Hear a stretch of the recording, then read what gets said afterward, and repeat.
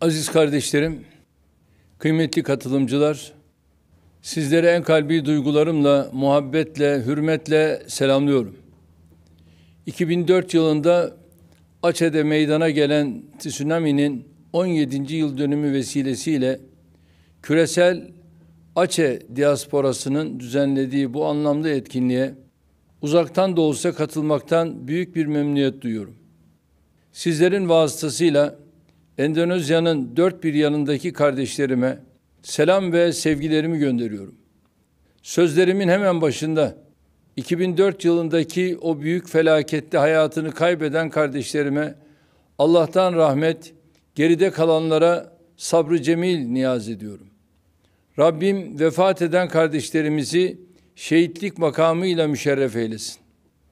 Endonezya ile kökleri yüzyıllar öncesine giden kadim, güçlü dostluk bağlarımız bulunuyor. Aceh Sultanı Alaaddin'in yardım isteğini ecdadımız karşılıksız bırakmayarak bizlere eşsiz bir miras emanet etmişti. Biz de bugün Peygamber Efendimizin aleyhissalatu vesselam Müslümanlar kardeştir emrine uygun şekilde Endonezyalı kardeşlerimizle dayanışmamızı sürdürüyoruz.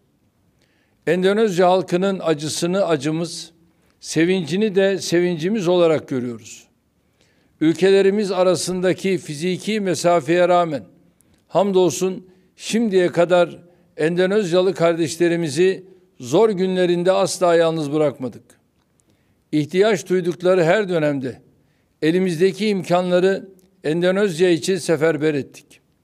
Bu duruşumuzu özellikle 2004 yılında meydana gelen tsunami felaketinin hemen akabinde somut biçimde bir kez daha gösterdik.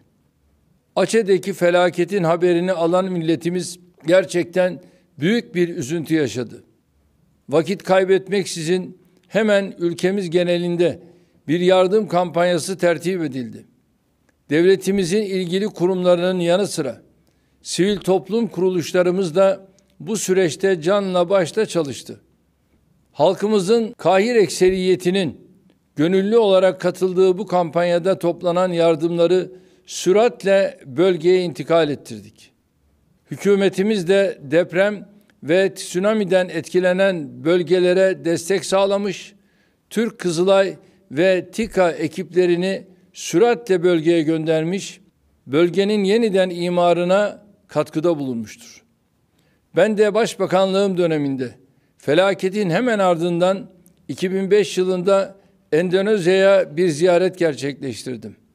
Felaketten en çok etkilenen bölgelerden Banda Aceh'de afetin boyutlarını şahsen görme fırsatı buldum. O ziyaretimde aynı zamanda Acehli kardeşlerimizin ülkemize, milletimize ve şahsımıza yönelik teveccühünü de müşahede etme imkanım oldu. Felaketin ardından Türkiye tarafından Endonezya'ya yönelik olarak yapılan kalkınma yardımlarının miktarı 75 milyon doları aştı.